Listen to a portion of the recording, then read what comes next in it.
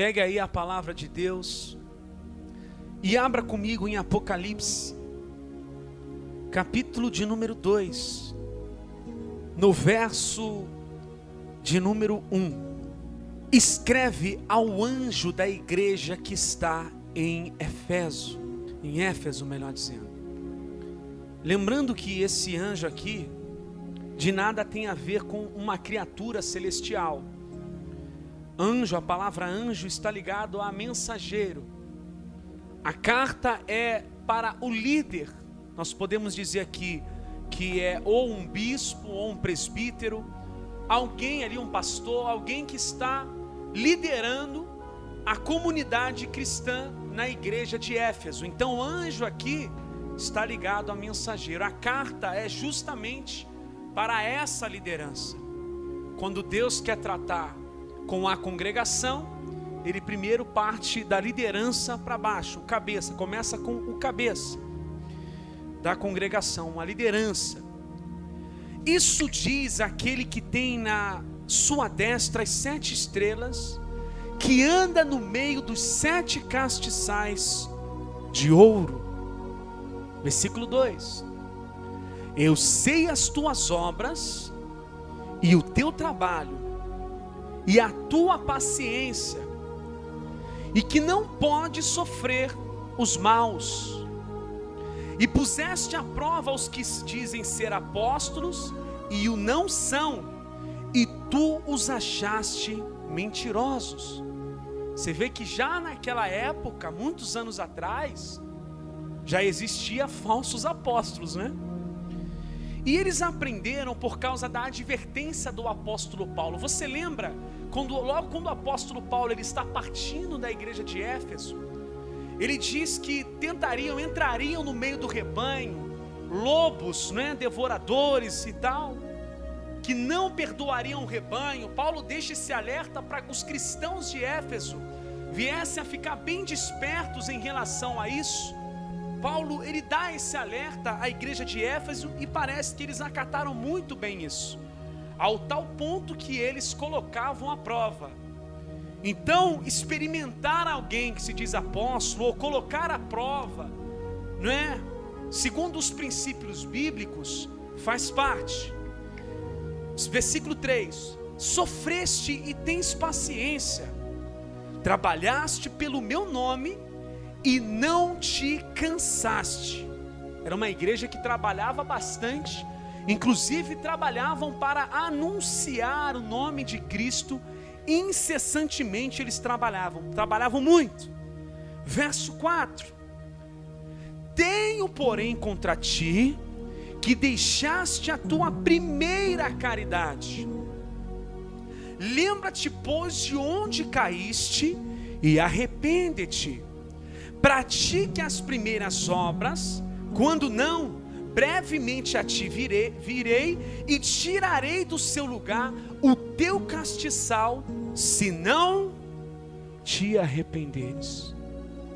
É interessante, amados, é muito profunda essa passagem, porque quem olha de fora assim pensa: nossa, que igreja abençoada, que comunidade cristã, bênção. Eles trabalham bastante, estão sempre evangelizando, estão sempre falando do nome de Jesus, combatem a cada dia os falsos mestres, os falsos profetas. Nossa, que maravilha de igreja é essa? Uma coisa é a avaliação que parte por nós, seres humanos, e outra coisa é a avaliação que vem de Deus, porque Deus consegue ver o oculto e o secreto. Deus vê o que o homem não vê. E é interessante que muita gente, quando vai falar de primeiro amor, eu vejo muitas vezes nos dias de hoje uma interpretação muito pobre a respeito desse texto. As pessoas muitas vezes confundem o primeiro amor, ou o amor, com muitas vezes aquela emoção que a pessoa sentiu logo no início da conversão. A pessoa muitas vezes confunde, a pessoa logo quando se converteu, lia mais a Bíblia, orava mais, evangelizava mais, falava mais de Jesus, trabalhava muito mais para o reino de Deus. se esse de fato fosse a interpretação correta, Deus de maneira nenhuma apontaria aqui que eles trabalham bastante. Repara que trabalho não é um problema. Evangelizar, conhecimento da Escritura, esse não é o problema da igreja. O problema é outro. E aí tem uma canção muito famosa, que tem uma melodia muito linda, né?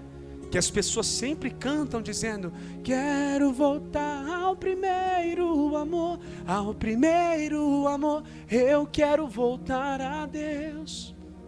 Eu me lembro que na época, no antigo ministério, eu sempre questionava essa questão com muitos pastores, que eles ficavam dizendo para mim: poxa, eu queria tanto voltar ao primeiro amor, sabe? Aquele primeiro amor. Eu falei: olha, na Escritura, a igreja de Éfeso era uma igreja que perdeu o amor, e Deus está dizendo que eles estão caídos, e Deus está dizendo que eles precisam se arrepender, e que se eles não se arrependerem, Deus vai tirar deles o castiçal.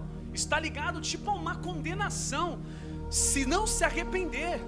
Ou seja, quando uma pessoa diz que não está no primeiro amor, é como se ela estivesse declarando que ela está caída. É como se ela estivesse declarando que ela precisa se arrepender.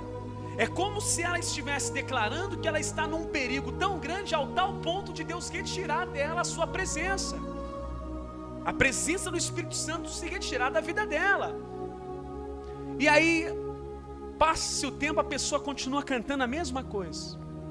Ela diz: eu quero voltar ao primeiro amor. Passa 10 anos, está ela cantando a mesma coisa. Passa-se 20 anos, está cantando a mesma coisa. Está velhinho de cabeça branca cantando: eu quero voltar ao primeiro amor. Ou seja, a pessoa praticamente nunca volta então. Toda hora cantando que quer voltar para o primeiro amor. Lembrando que não existe esse negócio de segundo amor. Ou é amor ou não é. A acusação que Deus está fazendo aqui à igreja de Éfeso é que eles perderam o amor. A confusão toda vai muitas vezes no sentido de a tua primeira caridade, mas eles perderam o amor. E eu vou te falar, é possível você pregar a verdade, é possível até mesmo você evangelizar, é possível você cantar hinos, louvores maravilhosos, é possível você até mesmo fazer orações e ainda assim não ter amor no teu coração. É possível, porque o próprio Paulo diz lá em 1 Coríntios no capítulo 13, ele diz: ainda que eu falasse a língua dos anjos, não é que existia a língua dos anjos, aí ele diz: ainda que eu falasse a língua dos anjos, ainda que eu tivesse fé para transportar as montanhas, ainda que eu distribuísse aos pobres todos os meus bens, ainda que eu lançasse o meu corpo, entregasse o meu corpo para ser lançado no fogo, se não tivesse amor, eu nada seria. A acusação na igreja de Éfeso, eu não vou entrar aqui no contexto histórico, a acusação na igreja de Éfeso está justamente ligado a perder o amor. E aí quando você reflete isso aqui, quando você ora para esse texto, nos lembra muito os fariseus, nos tempos de Jesus, que eram homens extremamente letrados, eram homens extremamente moralistas no ponto de vista humano naquele tempo, eram homens que estavam constantemente nos templos e nas sinagogas, eram homens que estavam sempre ensinando as pessoas, mas que quando Jesus vem, diz que eles eram hipócritas. Então, qual é a advertência aqui para nós? O amor. Então esse texto também nos leva a olhar para dentro de nós e refletir se de fato estamos fazendo as coisas para Deus com amor ou não. Porque a gente pode fazer as coisas para Deus como a igreja de Éfeso. Você pode ser até mesmo um defensor ferrenho da verdade. Você pode até mesmo cantar em voz alta, pregar e fazer um monte de coisa. Mas sem amor, de nada adianta. A fé sem obras é morta, mas a fé com obras sem amor também de nada vale. Você consegue compreender essa terrível realidade? E é possível sim a pessoa perder o amor por Deus. A situação aqui da igreja é muito grave. Então a gente pensa assim: graças a Deus eu prego a verdade, né? Eu congrego num lugar que ensina a verdade com a simplicidade, mas e o nosso amor? Será que nós temos de fato amado? Porque se não há amor, estamos inquietos, estamos caídos. E a advertência é: se arrependa. Arrependa dos seus pecados. Amor não é paixão. Paixão, quer um exemplo de paixão? Troca de celular, compra um celular novo. Na primeira semana, você vai ficar todo bobo, né? Bota uma película, né? Uma capinha para proteger e tal. Não deixa ninguém meter, olha meu celular aí. Coloca até no lugar com muito cuidado. Olha, isso aqui tá. E o que vai acontecendo quando passa o tempo? Aí passa a deixar tudo desleixado, cai no chão, não tá nem aí mais, né? Isso é a paixão, né? Aquela coisa, a pessoa ganhou um carro, né? Comprou um carro novo, a pessoa começa a contemplar o carro o dia inteiro, fica olhando, né? Passa a lavar sempre, constantemente, está ali sempre lavando. Aí olha, aí contempla, aí abre, aí, né? Qualquer bem material que a pessoa compre novo, ela fica toda boba, né? Quando você compra um sofá na Casa de Bahia, por exemplo, né? Chegou novinho lá. Nossa, aqui a pessoa, ninguém senta aqui, tá sujo, não senta no meu sofá não. E por aí vai. A pessoa tem um cuidado, e depois daquele cuidado, aquilo vai passando, porque aquilo é apenas uma paixão humana que vai passar. O amor por Deus é diferente, amados. Por quê? Salmo 119.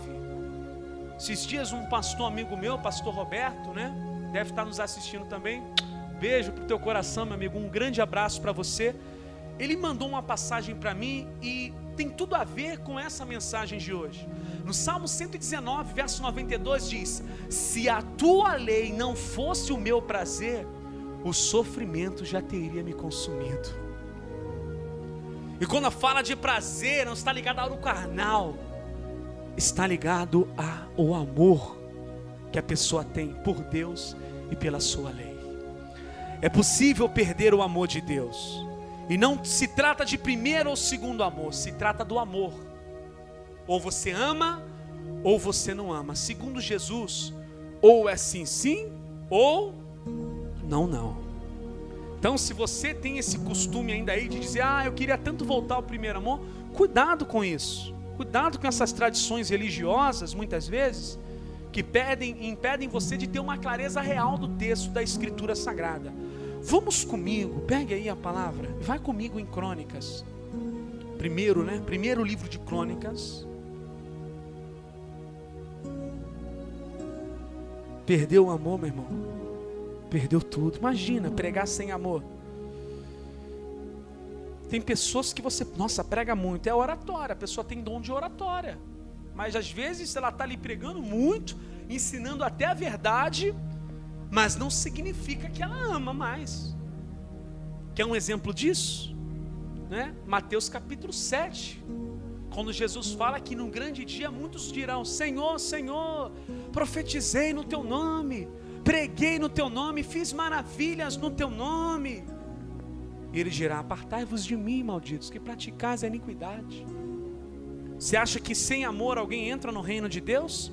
O reino de Deus é um reino de amor. Ninguém entra.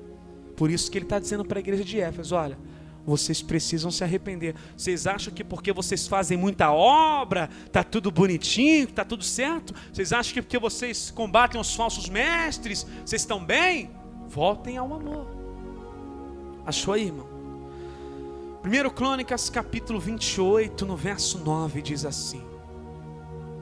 Olha o que diz: e tu, meu filho Salomão, conhece o Deus de teu pai, serve-o com um coração perfeito. Perfeito está ligado a amar a Deus, amados, e com uma alma voluntária, porque esquadrinha o Senhor todos. Deus não esquadrinhou o coração da igreja de Éfeso, da comunidade cristã de Éfeso? Esquadrinhou. Olha, vocês não estão amando mais, vocês não estão amando o que fazem. E estende todas as imaginações dos pensamentos. Se o buscardes, serás achado de ti. Porém, se o deixares, rejeitar-te-á para... É um conselho de um pai desesperado. Meu filho, se tu for pelo caminho aí, não sei se vai ter mais volta não, hein? É um pai preocupado com o filho, né? Todo pai de verdade, mãe, vai sempre ensinar os filhos a temer a Deus, amados. E aí ele diz o seguinte: olha, pois agora, porque o Senhor te escolheu para edificares uma casa para o santuário. Esforça-te e faze a obra. Lá em 1 Reis capítulo 3 diz que Salomão, capítulo 3 no verso 3 diz que Salomão, ele amava o Senhor. Ele começou muito bem. Quando a escritura narra que alguém ama a Deus, é de fato, isso é verdade. Salomão amava a Deus com todas as suas forças, com todo o seu entendimento, com todo o coração. Ele se esforçou para construir o templo. Salomão amava tanto a Deus e também ao seu próximo, que olha o que diz aí. Acompanha comigo, por gentileza. No livro de Crônicas mesmo, no capítulo 1, no verso 6. Segundo Crônicas, capítulo 1, no verso de número 6. Salomão ofereceu ali sacrifícios perante o Senhor sobre o altar de cobre. E estava na tenda da congregação. E ofereceu sobre ele 1000 holocaustos, sacrifícios de animais, 1000 holocaustos. Verso 7. Naquela mesma noite, Deus apareceu a Salomão e disse: pede o que queres que eu te dê.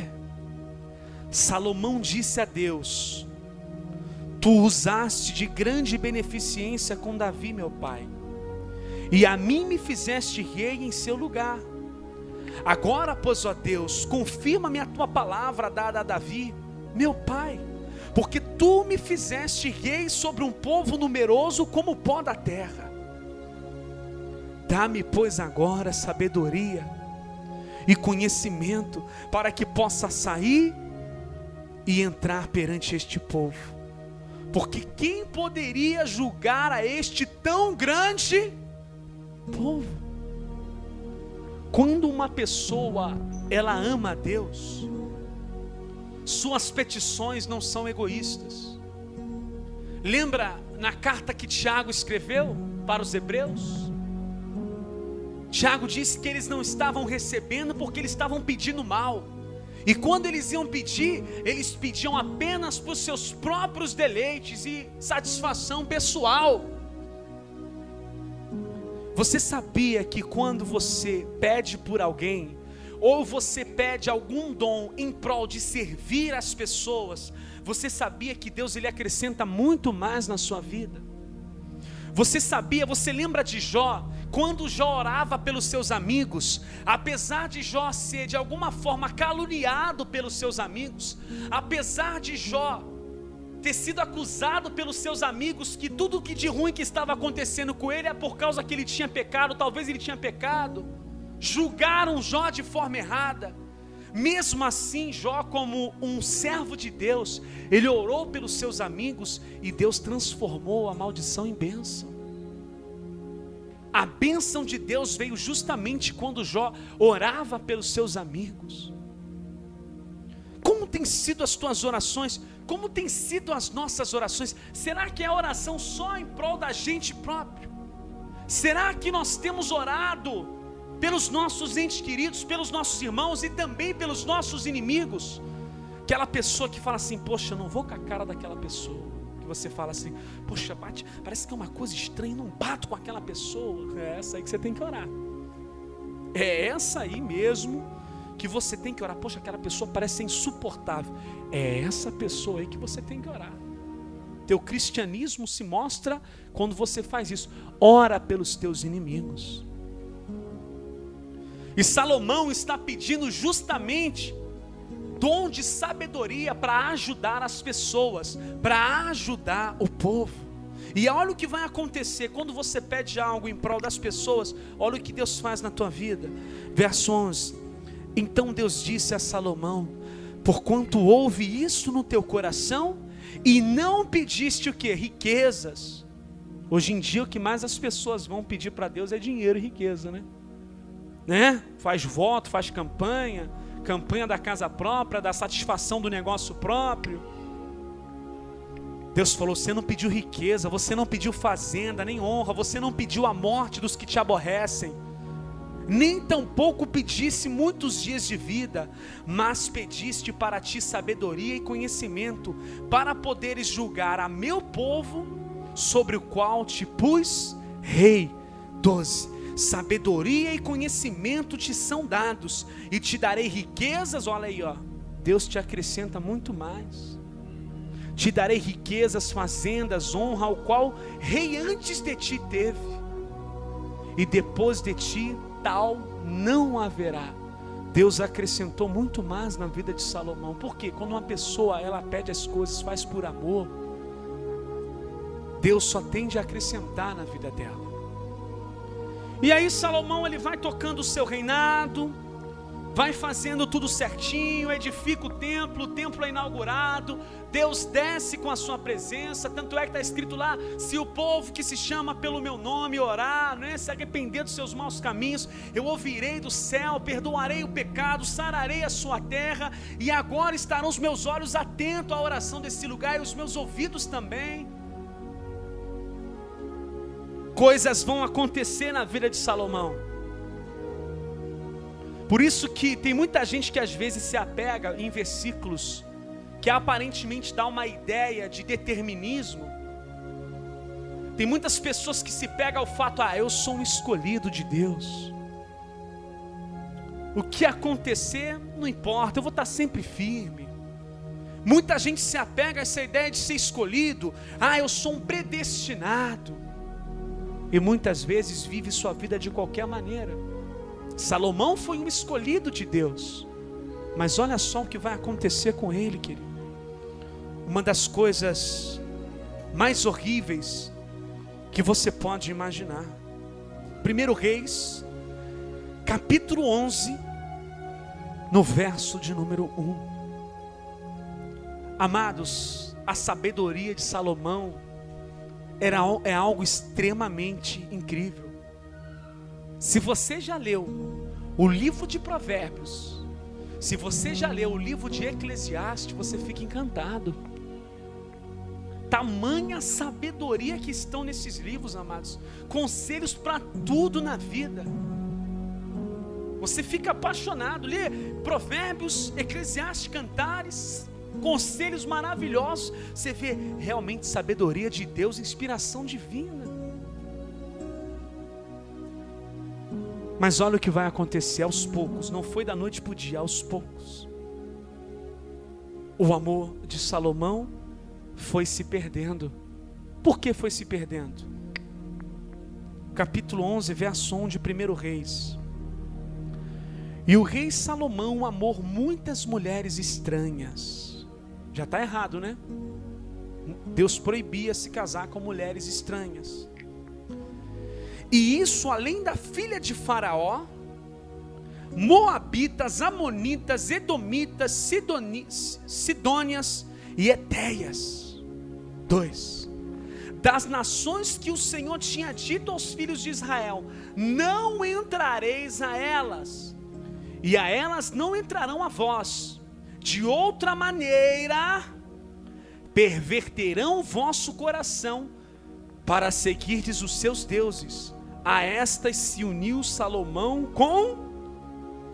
com amor.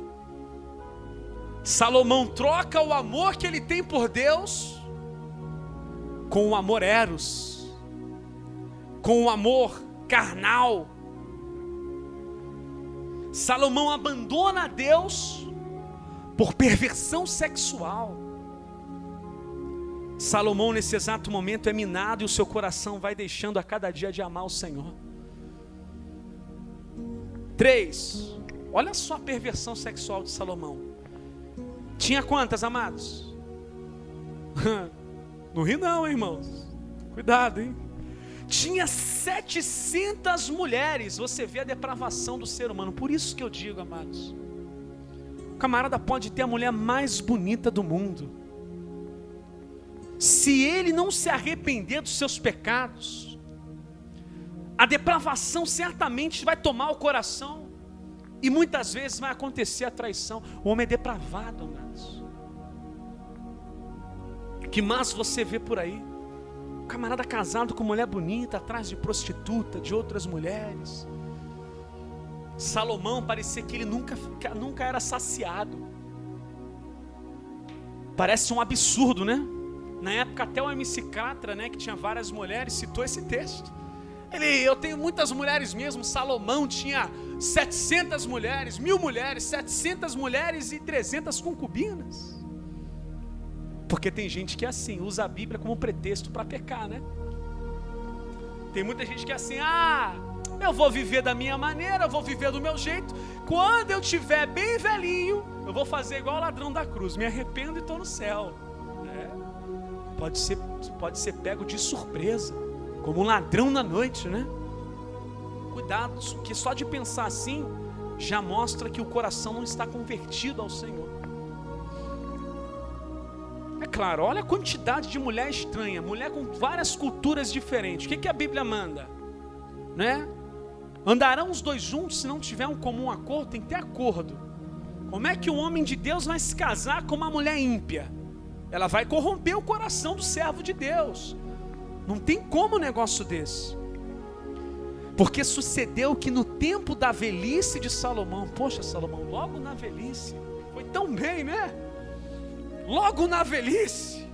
Por isso que eu digo para todo mundo aqui, e para você que está nos assistindo: está firme hoje? Está em pé? Está amando o Senhor?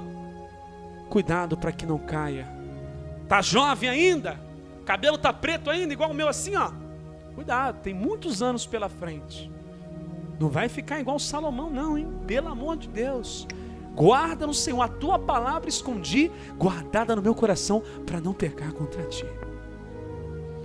Suas mulheres lhe perverteram o coração para seguir o quê? Outros deuses. E o seu coração já não era mais perfeito, ou seja, ele perdeu o amor por Deus.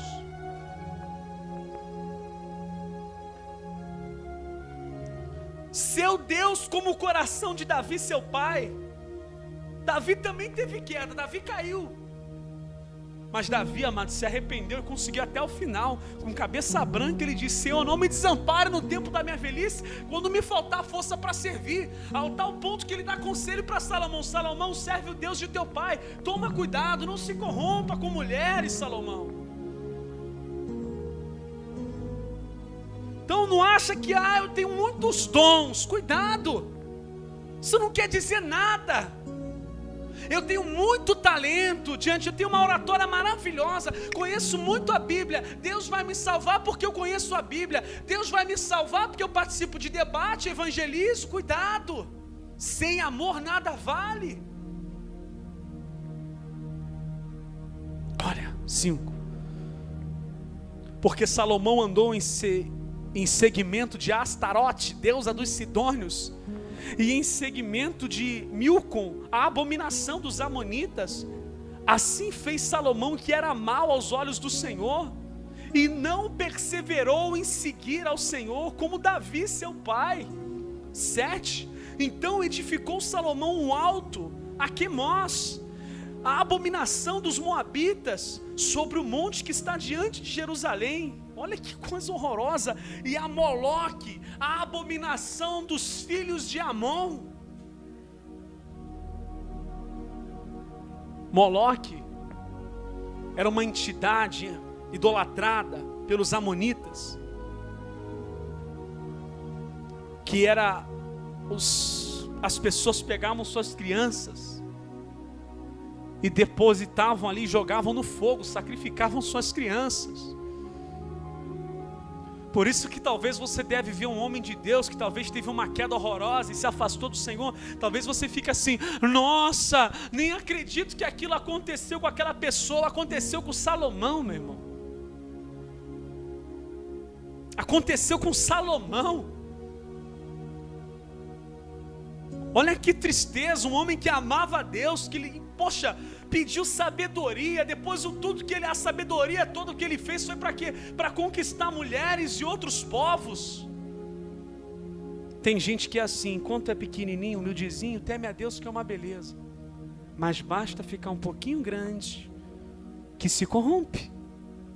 Foi o rei Uzias. Era pequeno, era humilde, amava o Senhor, se comprometia com as coisas de Deus. Depois que ele ficou grande, ficou soberbo, queria queimar incenso no lugar dos levitas, autoritário e tudo. E Uzias foi terrível, né? Subiu uma lepra aqui, pela cabeça dele, morreu assim, com lepra. Meu Deus do céu, muito horrível isso. Chegar a um ponto de permitir dentro do reino sacrifício de crianças, meu Deus, só de imaginar já dá um nó no nosso coração, irmão. Sacrifício de crianças. Como um homem que amava a Deus se perde ao tal ponto, se é corrompido de tal maneira de sacrificar crianças, permitir sacrifício de crianças a outros deuses. Por isso que é muito sério perder o amor. Por isso que Deus fala com a igreja de Éfeso: tenho, porém, contra ti uma coisa: deixaste a tua primeira caridade. Sei que vocês estão fazendo um monte de obra, vocês estão fazendo um trabalho magnífico, mas vocês estão sem amor. Que adianta ganhar o mundo todo e perder a alma, não ter amor? O livro de Isaías 47:21 diz: para os perversos, Deus, não há paz. Diz o meu Deus. Isaías fala assim: para os perversos, diz o meu Deus, não há paz. Depois o rei Haddad vai se levantar contra Salomão, e meu irmão, só desgraça. É muito triste, amados. E até hoje gera um debate teológico. O que será que aconteceu com Salomão? Se converteu no final dos seus dias? Não se converteu? Alguns falam que sim, outros falam que não. Só que quando você pega o resumo do livro de Crônicas, quando um rei se arrependia, o livro falava: esse rei se arrependeu, como foi no caso de Manassés.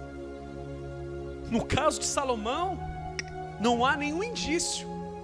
Muitos dizem que há um indício do livro de Eclesiastes, que foi um livro escrito com ele já velhinho, que há uma probabilidade de arrependimento. E falando em Eclesiastes, eu queria abrir contigo lá. Eclesiastes capítulo 12. Talvez você olhe para os escândalos no mundo e fale: nossa, como é que pode um ministro fazer isso? Meu irmão, se você já leu a Bíblia, nada mais te espanta, querido. Nada mais te espanta. A Bíblia não passa a mão nada não, querido. Não fica ocultando historinha bonitinha pra gente não. Aqui tem as histórias mais terríveis que você pode imaginar também. E por isso a gente crê que a Escritura é a palavra de Deus. Ela não busca endossar nada do que apresenta. Mostra a realidade da vida. E aí, amados, Salomão bem velhinho escreve o livro de Eclesiastes. Os estudiosos dizem que Salomão escreveu Cantares, novo moço, Provérbios na sua meia-idade, e Eclesiastes ele escreveu já bem velhinho, no tempo da velhice. E ele diz no versículo 13, amados: de tudo que se tem ouvido, o fim é: teme a Deus e guarda os seus mandamentos. Ah, eu amo a Deus, então tu tem que guardar os mandamentos. Jesus disse: se vocês me amam, vocês guardarão os mandamentos. Porque Deus há de trazer juízo toda obra e a tudo o que está encoberto, quer seja bom, quer seja mal. Dá a entender de fato que há uma reflexão sobre o julgamento final, e por isso muitos estudiosos apontam um possível arrependimento por parte de Salomão, porque ele fala, o tom de Eclesiastes dá um tom de arrependimento, né?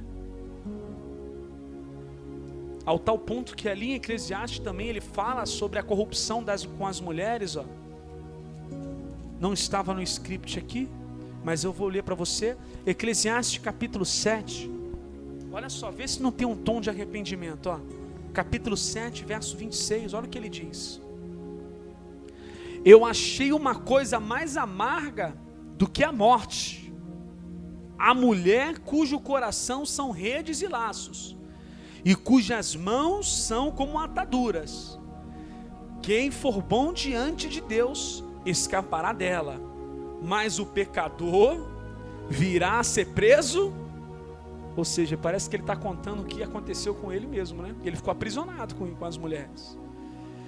Então assim, tem esse tom de arrependimento por parte de Davi. Tenho, porém, contra ti uma coisa, diz o livro de Apocalipse: deixaste a tua primeira caridade. Vamos nos colocar de pé, queridos.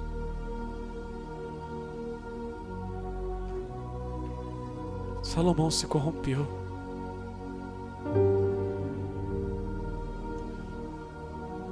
Salomão se deixou levar.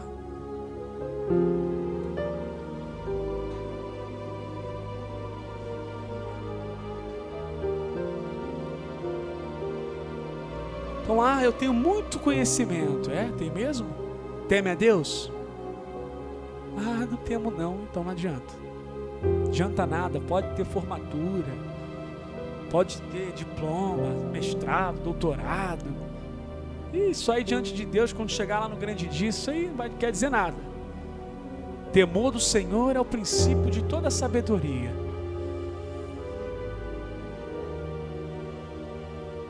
É uma mensagem para a gente se interiorizar, irmãos,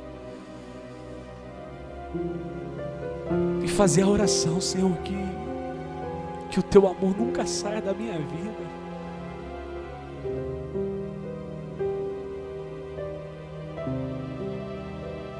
Por isso que Paulo diz: não extingais o Espírito Santo. Não deixa a chama diminuir. Não deixa a chama apagar.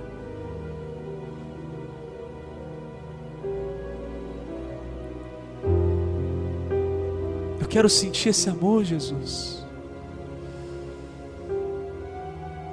Eu quero sentir esse amor, mestre. Ora a Deus nesse sentido. Repreenda-me quando eu precisar.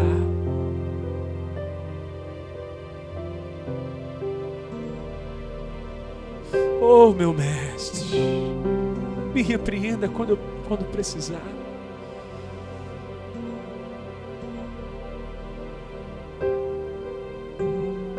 Eu quero trabalhar na obra de Deus com amor. Eu não quero fazer apenas por uma obrigação religiosa. Eu não quero apenas fazer como algo profissional. Você sabia que muitos ministros já estão assim? Não tem mais amor em pregar. Eles pregam muitas vezes porque é a fonte de sustento deles. Não estou generalizando de maneira nenhuma, mas muitos já não amam mais, perderam o amor e pensam assim: irmão, mas eu não posso parar de pregar porque é o meu sustento.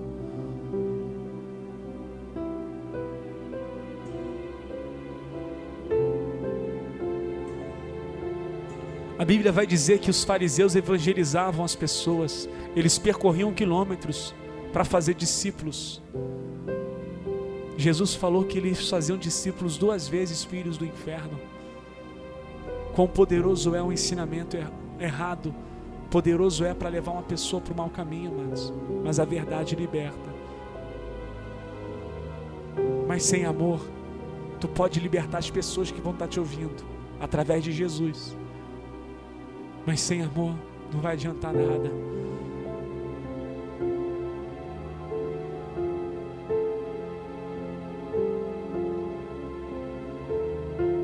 Sem amor, nada somos, nada seremos.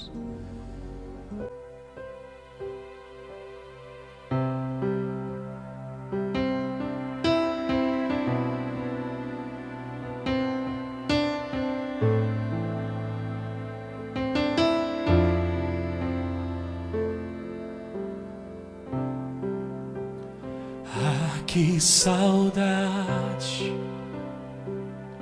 que saudade de ouvir tua voz ao entardecer, na viração dos dias, pegar em tuas mãos e voar pela imensidão da terra e te adorar. Ah, que vontade de dizer a ti tudo que eu aprendi nesse jardim, jardim da inocência.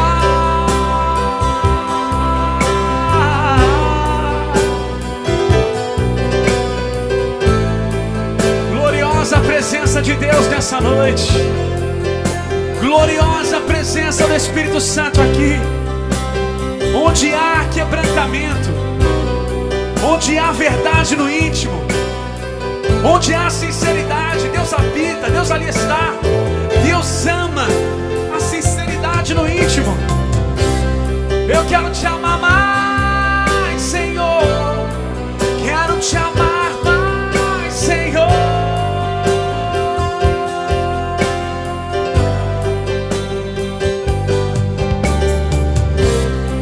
Quero te amar mais, Senhor. Quero te amar mais, Senhor. Perdoa-me, Pai. Perdoa-me, Pai. Eu quero estar no teu jardim, Senhor. Eu quero sentir esse amor na minha vida. Eu quero vir pra cá aos domingos e amor, com muito amor. Eu quero dobrar o joelho na minha casa por amor. Eu quero evangelizar por amor. Eu quero ensinar por amor, Senhor.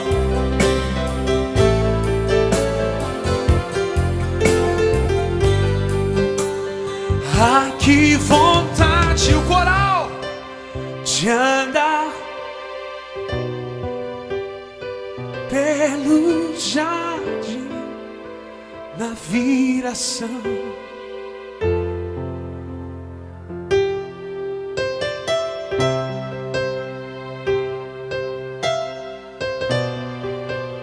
Pela imensidão da terra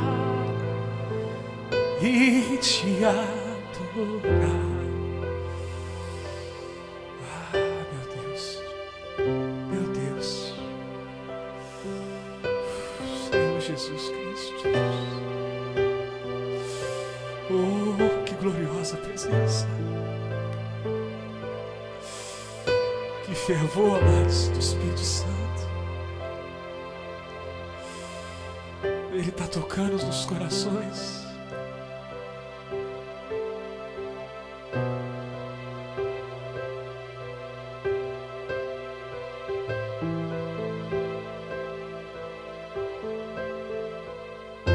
Faça a tua oração aí no teu lugar. Você e Deus agora, é você e Deus. Junte-se a nós, você que está nos assistindo pelo canal no YouTube, junte-se a nós.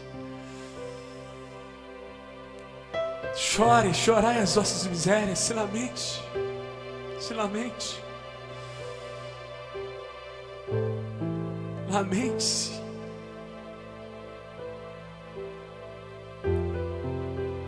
É um momento teu com Deus, muito íntimo esse momento.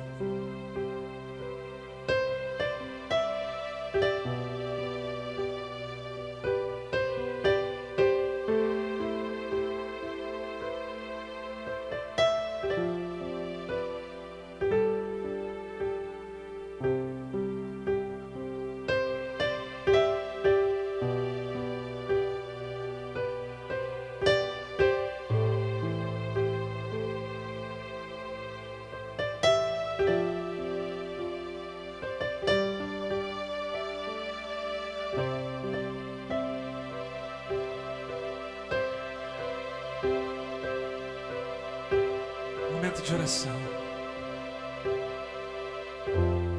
Ora no teu íntimo. Se derrama. Mas não deixe de orar, não.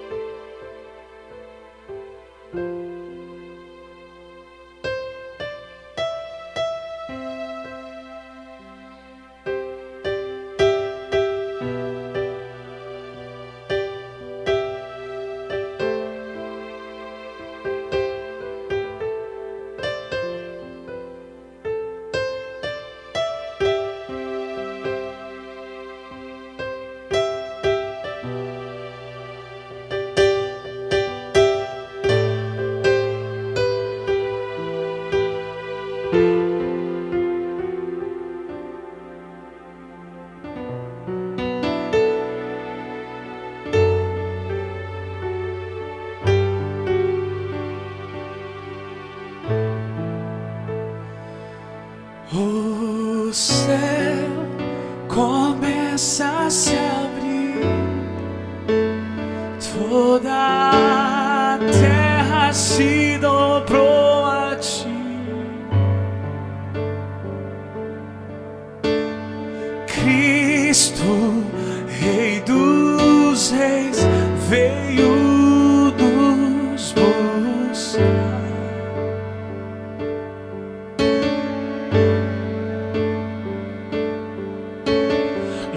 Leva-nos em tuas mãos pelas portas da cidade, na Nova Jerusalém, tua noiva entra.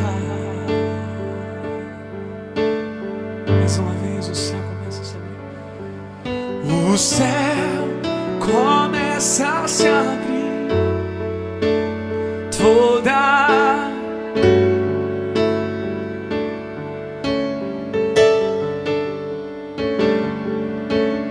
Cristo, Rei dos Reis, nos busca.